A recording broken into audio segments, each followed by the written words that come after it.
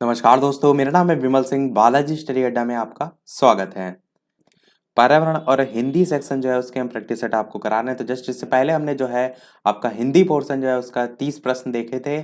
Side में आई button में पिछला वाला वीडियो मिल जाएगा जो कि हमारा पिछला सेट नंबर 8 था। आज हम देखेंगे पर्यावरण अध्ययन का सेट नंबर जो है वो 9 और इसके अंतर्गत कुल 30 प्रश्न हम देखेंगे। तो चलिए शुरू करते हैं प्रश्न नंबर 121 से। प्रश्न कह रहा है कि भारत के जिस राज्य में उसके क्षेत्रफल का अधिकतम प्रतिशत राष्ट्रीय उद्यान जो है उनके अंतर्गत है वो इनमें से कौन सा है? उत्तर प्रदेश, त्रिपुरा, सिक्किम या बिहार। इस प्रकार से 4 ऑप्शन है, छांटना है आपको कौन सा सही होगा। तो ऑप्शन 1 2 3 4 में से कौन सा सही होगा? चलिए बात करते हैं आंसर की। तो आपका ऑप्शन नंबर तीसरा वाला यानी कि सिक्किम जो है वो बिल्कुल सही हो जाएगा। सिक्किम के संदर्भ में आपको ये भी याद रखना है कि सिक्किम राज्य के कुल क्षेत्रफल का 1/3 भाग जो है राष्ट्रीय उद्यान जो है उनके अंतर्गत आता है। तो आपका ऑप्शन नंबर तीसरा वाला यहाँ पर बिल्कुल सही हो जाएगा। अगला प्रश्न 122 कह रहा है स्टेपी जलवायु की सबसे बड़ी विशेषता क्या होती है? महाद्वीपीय महाद्वीपीय जलवायु का विकास, शुष्क का साम्राज्य, उच्च वार्षिक तापांतर या फिर आपका दक्षिणी गोलार्ध में विस्तार का अभाव। तो आपको बताना क्या है स्टेपी जलवायु की सबसे बड़ी विशेषता। इन चारों ऑप्शन में कौन सा सही होगा? तो चलिए बात करते हैं आंसर की ऑप्शन 1 2 3 4 में से। तो बिल्कुल आपका ऑप्शन नंबर तीसरा वाला यानी कि उच्च वार्षिक तापांतर ये बिल्कुल सही हो जाएगा। ये स्टेपी जलवायु की सबसे बड़ी विशेषता है। अगला प्रश्न 123 कह रहा है कि नाइट्रस ऑक्साइड गैस का प्राकृतिक स्रोत है। मरुस्थलीय मिट्टियां हैं, शीत कटिबंधीय मिट्टियां हैं, शीतोष्ण कटिबंधीय मिट्टियां हैं या उष्ण कटिबंधीय मिट्टियां हैं। अच्छा प्रश्न है, 4 ऑप्शन है, बताना है आपको कौन सा जो है वो सही होगा। तो बात करते हैं आंसर की ऑप्शन 1 2 3 4 में से। तो आपका ऑप्शन चौथा वाला उष्ण कटिबंधीय मिट्टियां जो है वो बिल्कुल सही हो जाएगा, जो कि आप कहेंगे नाइट्रस ऑक्साइड गैस का प्राकृतिक स्रोत है। अगला प्रश्न देखते हैं 124। विश्व का सर्वाधिक विक्षुब्ध पारिस्थितिक तंत्र कौन सा माना जाता है? Taiga biome, tundra biome, savanna घास बायोम या मानसूनी बायोम। तो 4 ऑप्शन में आपको छांटना है कौन सा जो है वो सही होगा। मैंने पहले भी बताया आपको कि कहीं ना कहीं प्रश्न सब रिपीटेड ही आते हैं और ये जो प्रश्न आपका है ये बिहार लोक सेवा आयोग का है, बीपीएससी का। तो 4 ऑप्शन में बात करते हैं आंसर की कौन सा सही होगा। तो चौथा आपका ऑप्शन मानसूनी बायोम जो है वो बिल्कुल सही हो जाएगा। अगला प्रश्न 125 कह रहा है कि फ्लाई ऐश जो है उसका प्रदूषक दहन उत्पाद है जो प्राप्त होता है जलाने से। क्या जलाने से प्राप्त होता है? कोल यानी पत्थर के कोयले को, चारकोल यानी लकड़ी के कोयले से, डीजल मिट्टी के तेल को या सीएनजी को। बताना है कि किसको जलाने से प्राप्त होता है। तो बात करते हैं आंसर की ऑप्शन 1 2 3 4 में। तो आपका पहला ऑप्शन कोल या पत्थर का कोयला आप कह सकते हैं ये सही हो जाएगा। जो फ्लाई ऐश है ये आपका एक बारीक पाउडर होता है जो कि तापीय बिजली संयंत्रों में कोयले के जलने से उप उत्पाद के रूप में जो है वो प्राप्त होता है। तो पहला आपका ऑप्शन बिल्कुल जो है वो सही हो जाएगा। 126 प्रश्न कह रहा है कि पृथ्वी पर जीवन के अस्तित्व का को सबसे बड़ा भय किससे है? जो वन है उनको कटाव के कारण उनसे है, विकिरण जो है उसके कारण है, मरुस्थल के कारण है या इनमें से कोई नहीं। तो 4 ऑप्शन में बताना है आपको कौन सा सही होगा। तो बात करते हैं आंसर के ऑप्शन 1 2 3 4 में से कौन सा सही होगा। तो आपका दूसरा वाला आपका ऑप्शन विकिरण के कारण बिल्कुल सही हो जाएगा।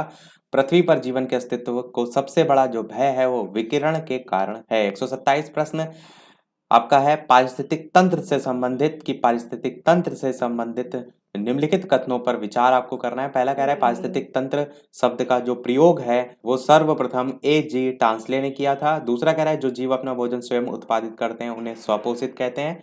तीसरा कह रहा है प्रकाश संश्लेषण की प्रक्रिया द्वारा उपभोक्ता अपने भोजन का उपयोग करता है। और चौथा कह रहा है वियोजक अकार्बनिक पदार्थ को कार्बनिक पदार्थ में परिवर्तित करता है। नीचे इस प्रकार से 4 ऑप्शन दे रखे हैं और बताना क्या है निम्नलिखित कथनों में कि कौन कौन से सही हैं। ए और बी सही है, बी और सी सही है, सी और डी सही है या सभी सही हैं। और ये रहे आपके 4 ऑप्शन। तो चलिए बात करते हैं आंसर की ऑप्शन 1 2 3 4 में से कौन सा सही होगा। तो पहला आपका ऑप्शन ए व बी दोनों सही है, ये वाला सही होगा। यानी पारिस्थितिक तंत्र शब्द का प्रयोग सर्वप्रथम एजे टांसले ने किया था, ये सही है। जो जीव अपना भोजन स्वयं उत्पादित करते हैं उन्हें स्वपोषित कहते हैं, ये वाला सही है। बाकी नीचे वाले गलत हैं। 128 प्रश्न आपका बहुत ही अच्छा है। प्रश्न कह रहा है निम्नलिखित जो यहाँ पर दे रखे हैं विकल्प उनमें से कौन सा सही सुमेलित नहीं है। पहला ऑप्शन कह रहा है कोपेनहेगन सम्मेलन ग्रीन हाउस गैसों के उत्सर्जन कटौती करने का लक्ष्य। दूसरा कह रहा है स्टॉकहोम सम्मेलन जैव कीटनाशक पर रोक लगाने का निर्णय। तीसरा कह रहा है क्योटो सम्मेलन ग्रीन हाउस गैसों की पहचान। और चौथा कह रहा है वियना सम्मेलन प्रजाति संरक्षण। तो बताना है आपको इनमें से कौन सा सही सुमेलित नहीं है। इसके अलावा वीडियो पसंद आए तो सभी लोग वीडियो को लाइक भी अवश्य करते रहिएगा, ताकि इसी प्रकार अच्छे अच्छे प्रश्न हम आपको भी आगे भी प्रैक्टिस जो है वो कराते रहें, अच्छे से अच्छी आपकी प्रैक्टिस होती रहे। बात करते हैं, चलिए अब आंसर की कौन सा सही नहीं होगा। तो लास्ट वाला आपका वियना सम्मेलन प्रजाति संरक्षण। तो बताना है आपको इनमें से कौन सा सही सुमेलित नहीं था। तो क्यों ये आपका गलत होगा, ये तो चौथा तो ऑप्शन मैंने बता दिया आपको सही नहीं, पर वियना सम्मेलन अगर प्रजाति संरक्षण से संबंधित नहीं है तो किससे संबंधित है, तो ये ओजोन परत के संरक्षण के लिए एक बहुपक्षीय पर्यावरण समझौता है। इस चीज का ध्यान रखिएगा, वियना सम्मेलन आपका ओजोन जो परत है उसके संरक्षण के लिए एक बहुपक्षीय समझौता जो है उससे संबंधित है। इस पर 1985 जो है 1985 के वियना सम्मेलन में सहमति बनी थी और 1988 में इसे लागू जो है वो किया गया था। अगला प्रश्न 129 कह रहा है भारत का सबसे पहला राष्ट्रीय अभयारण्य कौन सा है। बहुत ही बेहतरीन प्रश्न। जिम कॉर्बेट राष्ट्रीय अभयारण्य, बांदीपुर अभयारण्य, डांप वन्यजीव अभयारण्य या मानस वन्यजीव अभयारण्य। बताना है आपको ऑप्शन 1 2 3 4 में से कौन सा जो है वो सही होगा। भारत का सबसे पहला राष्ट्रीय अभयारण्य यहाँ पर पूछा गया है। बात करते हैं आंसर की ऑप्शन 1 2 3 4 में से। तो पहला ही आपका ऑप्शन जिम कॉर्बेट राष्ट्रीय अभयारण्य बिल्कुल जो है वो सही हो जाएगा। यही भारत का सबसे पहला राष्ट्रीय अभयारण्य है।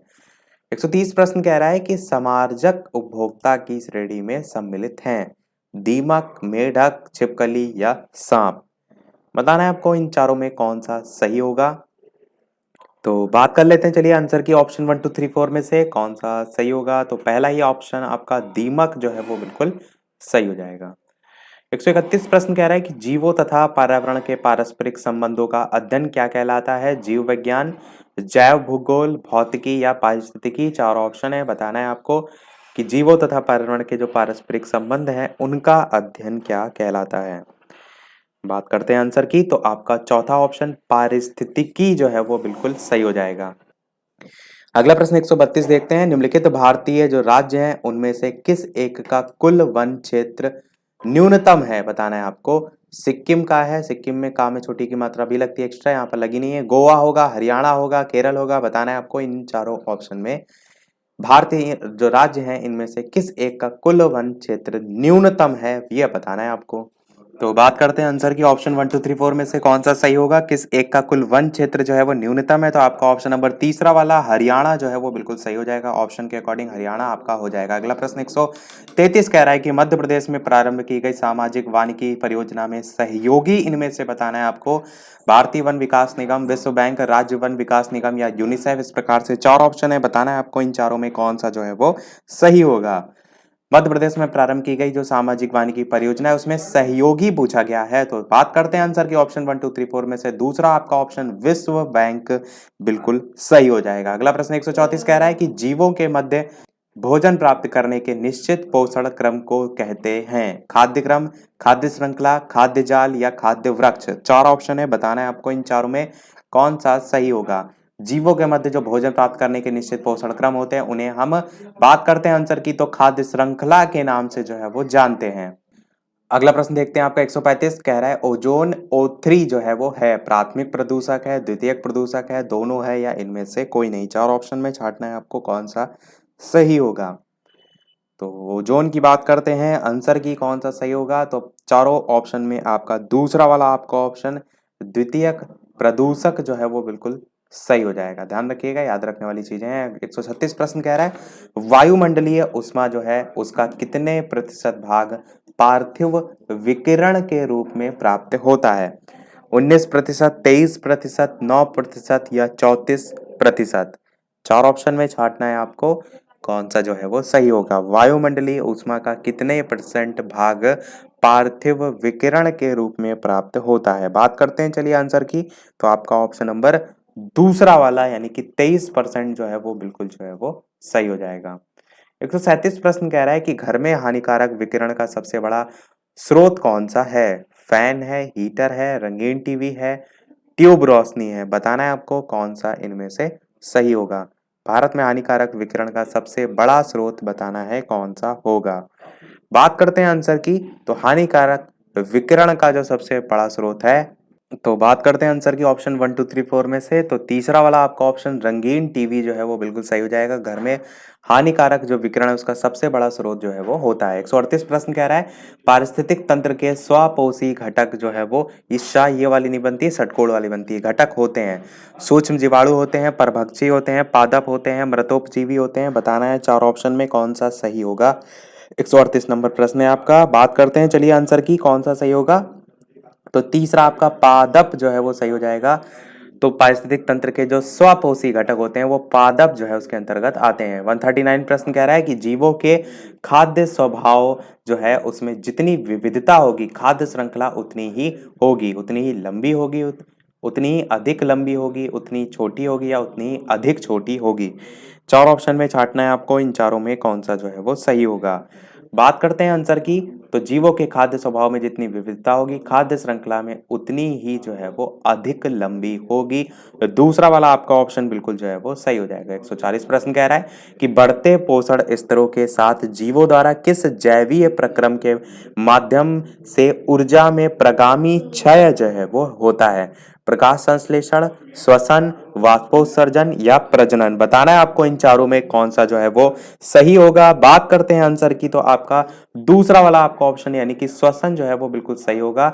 बढ़ते पोषण स्तर जो है उसके साथ जीवों द्वारा किस जैविक प्रक्रम के माध्यम से ऊर्जा में प्रगामी क्षय होता है, तो श्वसन के द्वारा जो है आपका होता है। 141 प्रश्न मोस्ट इंपॉर्टेंट है, बहुत बार रिपीट आपको देखने को मिलता है।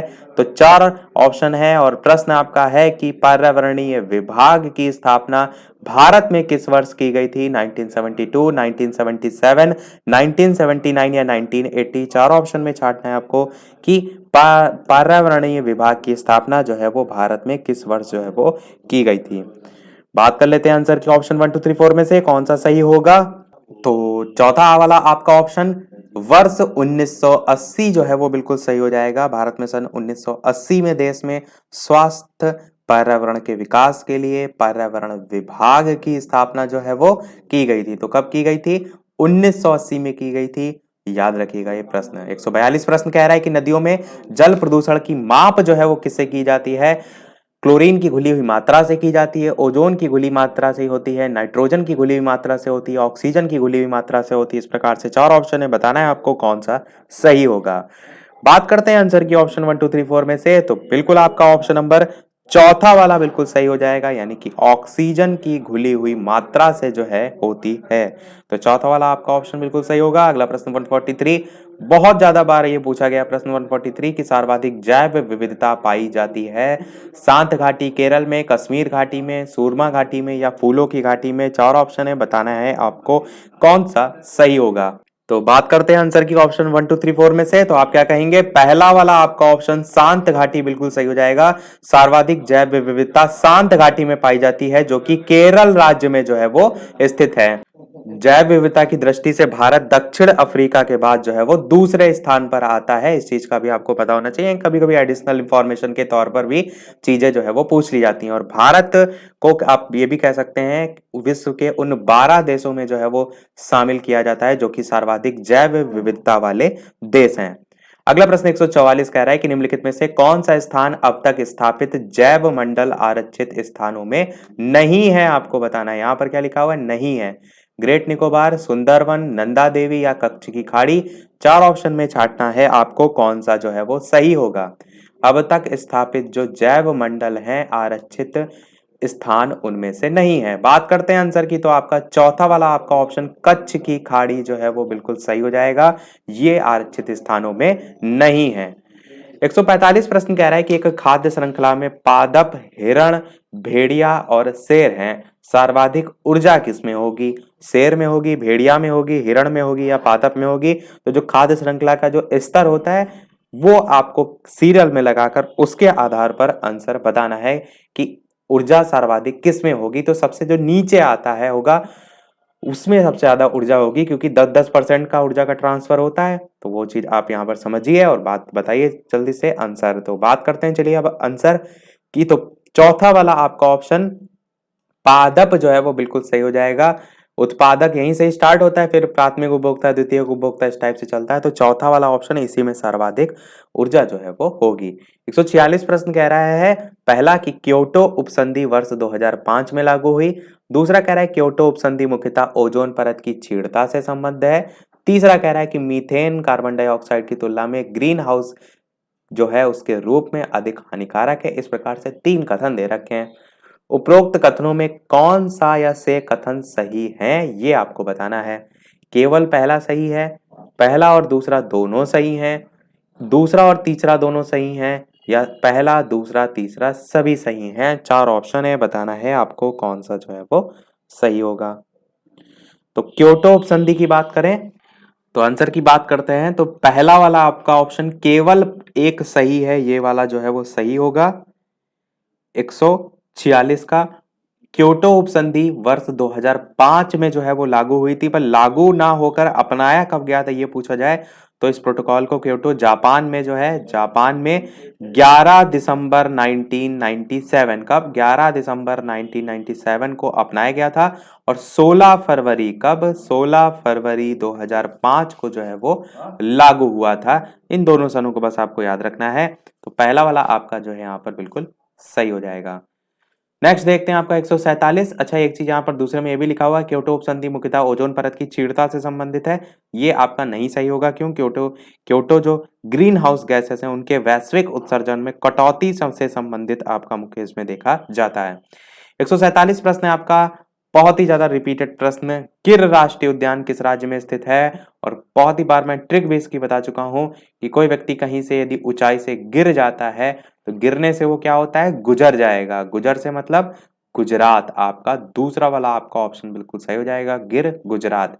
गिरने से गुजर जाएगा, गुजर से गुजरात, आप याद रख सकते हैं। 148 प्रश्न कह रहा है कि सतत और स्थायी विकास किस प्रकार की अवधारणा से संबंध रखता है? नियतिवादी अवधारणा, संभववादी अवधारणा, नवनियतिवादी अवधारणा, या इनमें से कोई नहीं। 4 ऑप्शन में बताना है आपको इनकी कौन सा जो है वो सही होगा। बात करते हैं चलिए फिर आंसर की ऑप्शन 1 2 3 4 में। तो बिल्कुल आपका सतत और स्थायी विकास नवनियतिवादी अवधारणा से संबंधित है। तीसरा वाला आपका ऑप्शन जो है वो बिल्कुल सही हो जाएगा। देखते हैं हमारा अगला और इस वीडियो का लास्ट प्रश्न। 150 वाला और 149 वाला हम आपसे पूछेंगे। वीडियो अभी तक आपने लाइक ना किया हो, इतने अच्छे अच्छे प्रश्न आपको कराए जा रहे हैं, तो एक लाइक तो आपका बनता ही है। चैनल पर नए हो तो सब्सक्राइब करके भी अवश्य जुड़ जाएगा ताकि आगे आने वाला कोई वीडियो आपसे मिस ना हो। टेलीग्राम चैनल से नहीं जुड़े हैं तो वीडियो के डिस्क्रिप्शन में आपको लिंक मिल जाएगी, सर्च करके भी बालाजी स्टडी अड्डा टेलीग्राम से आप जुड़ सकते हैं। 150 नंबर प्रश्न आपका है, स्वचालित वाहन निर्माता का सबसे अविषालु धातु प्रदूषक है? कॉपर, लेड, कैडमियम, या मरकरी। 4 ऑप्शन में आपको बताना है कौन सा जो है वो सही होगा। बात कर लेते हैं आंसर की, कौन सा सही होगा। तो बिल्कुल आपका ऑप्शन दूसरा वाला लेड जो है वो बिल्कुल सही हो जाएगा। तो आप क्या कहेंगे, स्वचालित वाहन निर्माता का सबसे अविषालु धातु प्रदूषक है लेड। सभी प्रश्न हमारे समाप्त हुए। अब एक प्रश्न आपके लिए, जैसे कि सभी वीडियो में हम आपसे एक ना एक प्रश्न पूछते हैं, तो इस वीडियो का आपके लिए प्रश्न 149 नंबर वाला है। निम्नलिखित में से सर्वप्रथम वन्य जीव अभयारण्य बनाने का आदेश देने वाला शासक कौन था? बहुत ही बढ़िया प्रश्न है। सिकंदर, अकबर, अशोक, या चार्ल्स चतुर्थ? चार्ल्स चतुर्थ नहीं है आपका, 5 और 6 यानी कि चार्ल्स षष्ठम आप कह सकते हैं। इस प्रकार से 4 ऑप्शन है। इन चारों में से कौन सा सही होगा, अपना उत्तर वीडियो के मेन कमेंट में टाइप करके सभी लोग जो है वो बताइएगा। इसी के साथ हमारे आज के सभी प्रश्न समाप्त होते हैं। आज वीडियो में इतना ही। वीडियो पसंद आया हो तो लाइक अवश्य कीजिएगा, चैनल पर नए हो तो सब्सक्राइब जरूर कीजिएगा। मिलते हैं फिर अगले वीडियो में नए टॉपिक के साथ। तब तक के लिए नमस्कार। Thank you for watching.